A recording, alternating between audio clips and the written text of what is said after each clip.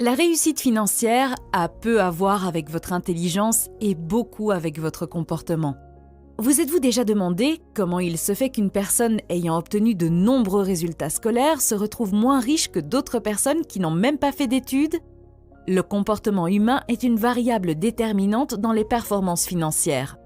Qu'il s'agisse de quelque chose d'aussi vaste que l'économie d'un pays ou de la plus petite, comme vos finances personnelles. Mais en même temps, c'est l'aspect le plus difficile à analyser et à comprendre. Dans cette vidéo, je vais résumer les chapitres les plus importants d'un livre intitulé The Psychology of Money, écrit par Morgan Housel. Chapitre 1. Personne n'est fou. L'idée que nous nous faisons du fonctionnement du monde et de l'argent a peu à voir avec ce qui se passe réellement dans le monde et a beaucoup à voir avec ce que vous croyez à ce sujet. Et ce que vous pensez de la façon dont le monde fonctionne est fortement influencé par votre expérience personnelle. Et vos expériences personnelles dépendent de votre contexte immédiat. Par exemple, il est très probable qu'une personne qui vit dans un pays en proie à une crise inflationniste a eu des expériences négatives en matière d'épargne et, par conséquent, a besoin de dépenser tout ce qu'elle gagne dans les plus brefs délais.